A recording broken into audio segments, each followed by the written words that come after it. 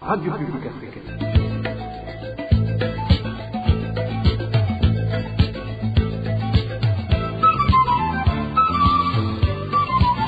Radio Publique Africaine.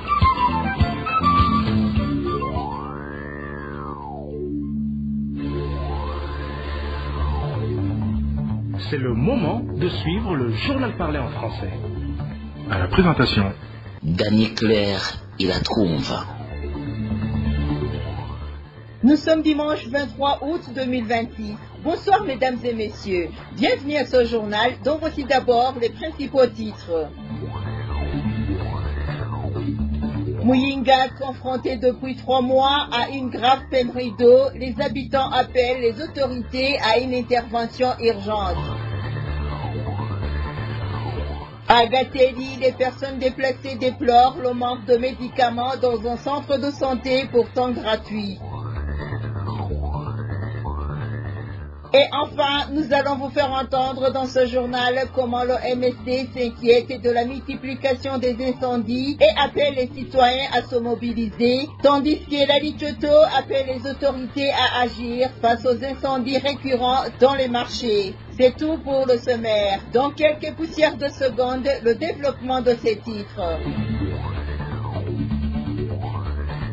Ouvrons ce journal par la page des déplacés, où les personnes déplacées à Gateli, dans la zone Buganda, commune Chibitoke, province de Bujumbura, en raison des changements climatiques, affirment que le gouvernement leur a construit un centre de santé où les soins sont gratuits, mais déplorent que cet établissement ne dispose pas de médicaments en quantité suffisante. Alors qu'elles vivent dans une situation de grande pauvreté, ces personnes demandent au gouvernement de doter ce centre de santé de médicaments suffisants afin qu'elles puissent continuer à recevoir des soins adéquats. Notre confrère Elvis Nyomungere pour plus de détails.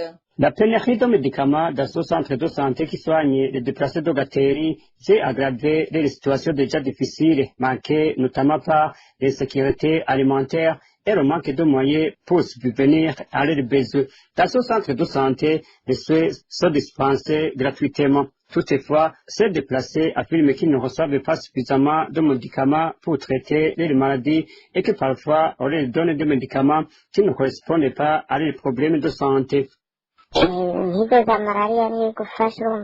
Lorsqu'on attrape le paludisme, on peut parfois nous donner des médicaments pour soulager les symptômes, mais nous n'obtenons pas les médicaments qui permettent de guérir réellement la maladie. Si tu n'as pas de moyens financiers, tu ne peux pas aller chercher des médicaments ailleurs. Ceux qui ont de l'argent ou des proches pour les aider peuvent se rendre dans un autre centre de santé pour acheter des médicaments nécessaires. Mais ici, il y a beaucoup de personnes âgées, des hommes et des femmes qui n'ont plus la force de travailler pour obtenir de l'argent lorsqu'on tombe malade, notamment avec des douleurs articulaires. On laisse des douleurs parfois où il y a des articulations, notamment au niveau du cou. On nous donne alors quelques comprimés de paracétamol, mais cela ne nous soulage pas vraiment. Parfois, on se sent mieux pendant une journée en pensant que la maladie est passée, mais 3 ou 4 jours plus tard, elle revient.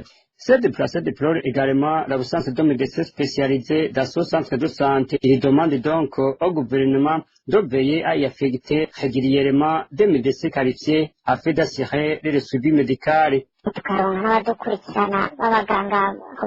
Nous n'avons pas de médecins spécialisés qui viennent nous suivre car la plupart de ceux qui sont ici ne sont que des infirmiers et nous n'avons pas de véritables docteurs. Que ces médecins viennent donc examiner notre état de santé et assurer notre suivi. Les déplacés de Gateli demandent au ministère de la Santé publique de renforcer les capacités de ce centre de santé mis à leur disposition afin qu'ils puissent continuer à bénéficier de soins de qualité et d'une prise en charge adéquate. Merci à Elvis Nyomungere. Comme je vous le disais en titre, l'association Alitchoto présente des condoléances aux personnes qui ont perdu leurs biens dans les 2 galeries, Chendaïzamba et le Parisien. Elle appelle l'ensemble des institutions de l'État, à commencer par le chef de l'État et tous ceux qui l'accompagnent à s'asseoir autour d'une même table afin de trouver trouver une solution au problème des incendies qui se déclarent régulièrement dans les marchés. L'association considère ces incendies comme une forme d'effusion de sang ou comme une autre manière d'appauvrir davantage la population. Écoutons Vianney Ndaïsaba, secrétaire exécutif de l'association Alitoto, qui a livré ce message hier lors d'une conférence de presse accordée aux médias.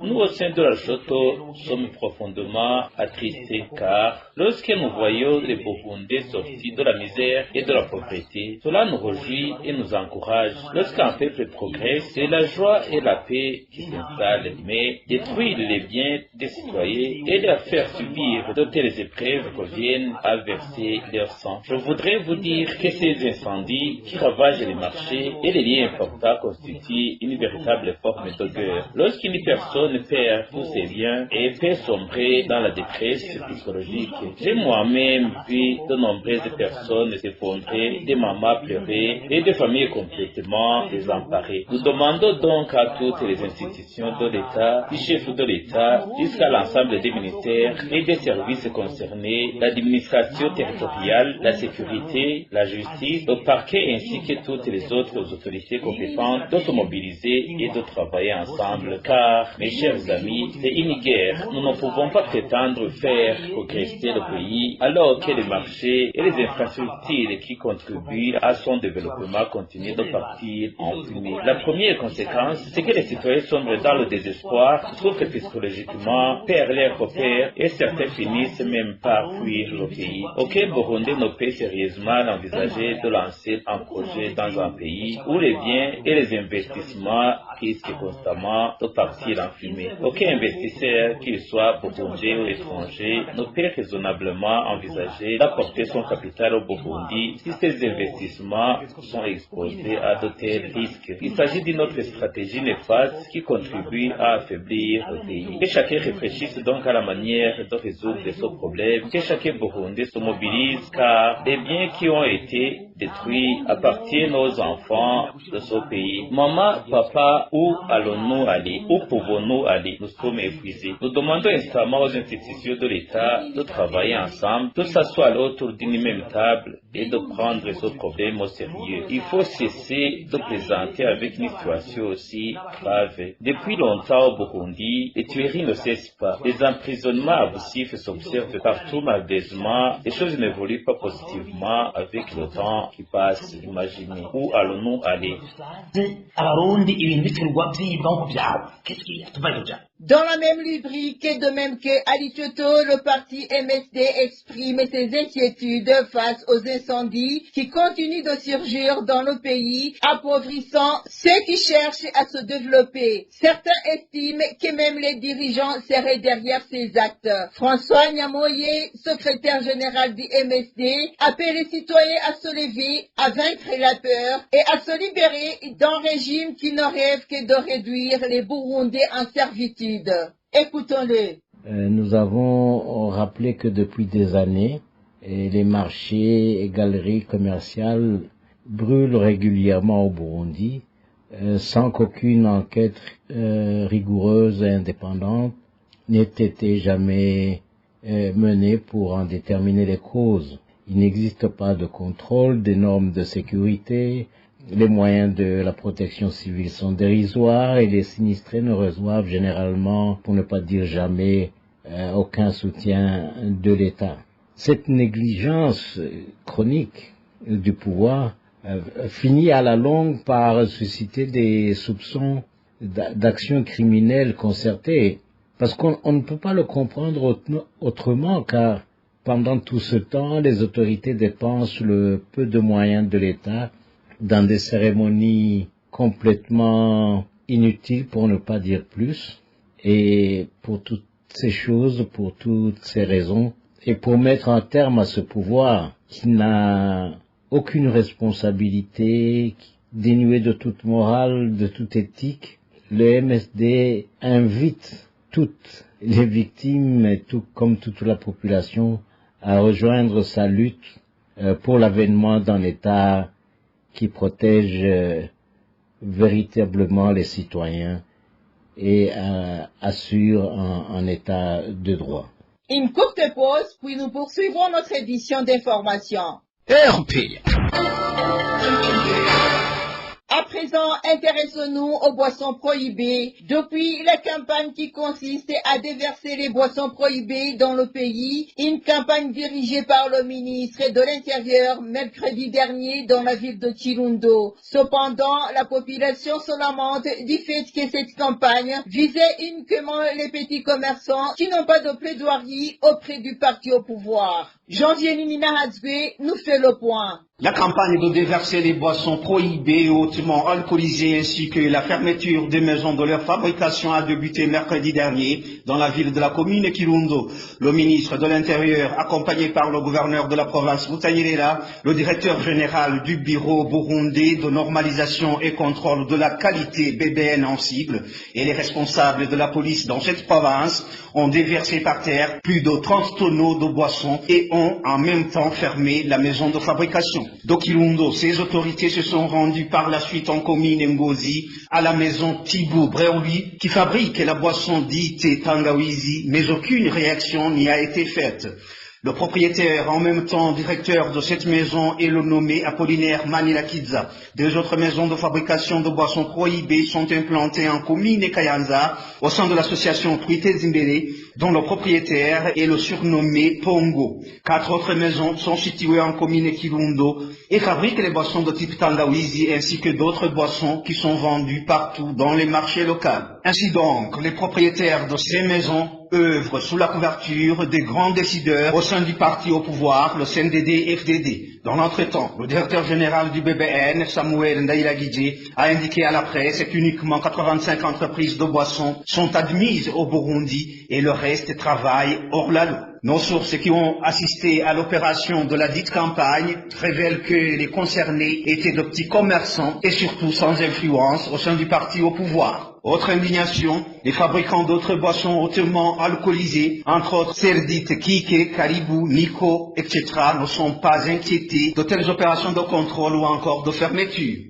Merci à Janvier Nina Hadzwe. Poursuivons avec la pénurie d'eau, où cela fait 3 mois que la ville de Muyinga, dans la province de Buhumuza, fait face à une grave pénurie d'eau. Les habitants sont contraints de s'approvisionner dans les ruisseaux, où ils se retrouvent en grand nombre pour chercher de l'eau. Ils demandent aux autorités compétentes d'apporter une solution urgente à ce problème. Emmanuel Ndaishimiye nous en dit plus sur cette pénurie d'eau. Certains habitants de la ville de Muyinga affirment que le problème d'eau est devenu très préoccupant depuis 3 mois. En les eaux de cette pénurie d'eau potable, un bidon coûte 3 000 francs chez les personnes qui la transportent à vélo. Aujourd'hui, c'est vraiment une catastrophe. Là où j'habite, cela fait 3 mois que nous n'avons pas d'eau. Même à la régie des eaux, on me demande le prix de payer des factures. Non, la situation de l'eau est vraiment catastrophique. Ce qui la vendait ces derniers jours faisait payer 2 000 francs le bidon, mais maintenant, comme l'eau est devenue complètement rare, le bidon coûte 3 000 francs. Vraiment, c'est une difficulté énorme. De nombreux habitants de la ville de Muyinga puisent de l'eau dans les vallées situées aux alentours de la ville. Comme ils y les trouvent nombreux, il arrive qu'ils se disputent.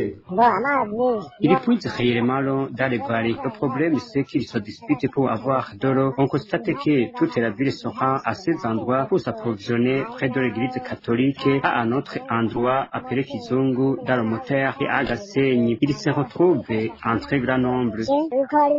Ces habitants de la ville de Muyinga craignent que si la situation perdure, des maladies liées au manque d'hygiène puissent apparaître. Ils demandent aux responsables concernés de trouver rapidement une solution à ce problème. Nous n'avons pas encore pu joindre les responsables de la régie des eaux dans la province de Buhumuza afin de recueillir leurs réactions. Merci à Emmanuel Ndaishimiye. La rubrique réfugiés à présent, la Ligue burundaise des droits de l'homme, ITK, demande avec insistance au président de l'Ouganda de suspendre toute mesure de refoulement visant des Burundais réfugiés ou demandeurs d'asile dans ce pays. Ceci ressort d'une correspondance que la Ligue ITK a adressée ce vendredi au président de l'Ouganda, Yoweri Kaguta Museveni. La Ligue ITK a rappelé qu'aucune personne qui sollicite une protection protection internationale ne devrait être renvoyé vers un lieu où sa vie, sa liberté ou son intégrité physique pourrait être gravement menacée. Suivez plutôt Jean-Marie Bouchoumi, le directeur exécutif de la Ligue ITK. Après avoir été informé d'une potentielle expulsion des réfugiés burundais, la Ligue ITK a adressé une correspondance au président de la République de l'Ouganda exprimant sa préoccupation significative relative à cette possible expulsion des réfugiés burundais. Dans cette lettre, la Ligue ITK a sollicité son intervention pour garantir qu'aucun réfugié ne soit renvoyé au Burundi sans que ses besoins de protection soient évalués conformément aux obligations internationales. La Ligue ITK a exposé le contexte actuel au Burundi en mettant en exergue les violations des droits de l'homme qui se sont intensifiées depuis la crise de 2015, dont les séquelles dégénèrent jusqu'aujourd'hui sous la gouvernance du président Evariste Ndayishimiye. Elle a également souligné le rôle déterminant du président Yoweri Kaguta Museveni dans le processus de paix burundais. La protection des réfugiés burundais est une équivalence au soutien des valeurs de dialogue et de réconciliation qui constituent le fondement de l'accord d'Arusha. La Ligue ITK a rappelé l'implication historique de l'Ouganda dans l'accueil des réfugiés, ayant déjà pris en charge plus de 2 millions de personnes réfugiées confrontées à la guerre ou persécutées dans leur pays d'origine et en quête d'une sécurité. Pour de nombreux Burundais réfugiés en Ouganda, considèrent l'Ouganda comme leur ultime espoir de protection. Dans cette correspondance, la Ligue ITK a appelé le président ougandais les tensions prévalant dans la région des Grands Lacs, dont le contexte géopolitique affecte considérablement la situation des réfugiés, les préparations aux élections 2027 au Burundi, que par conséquent tout retour doit être envisagé avec la plus grande précaution en prenant en compte la sécurité de ces réfugiés. Et enfin, la Ligue ITK a formulé des demandes suivantes: de suspendre la décision concernant les expulsions des Burundais réfugiés en Ouganda jusqu'à l'examen de leurs demandes volontaires, et de garantir la protection des réfugiés contre le refoulement, de permettre aux Burundais obligés de fuir d'autres pays et retourner au Burundi qui malheureusement ont constaté que leur sécurité n'est pas au fixe, et de demander une protection dont certains sont déjà dans la procédure, de renforcer la coopération avec le Haut Commissariat pour les réfugiés afin d'identifier des solutions durables.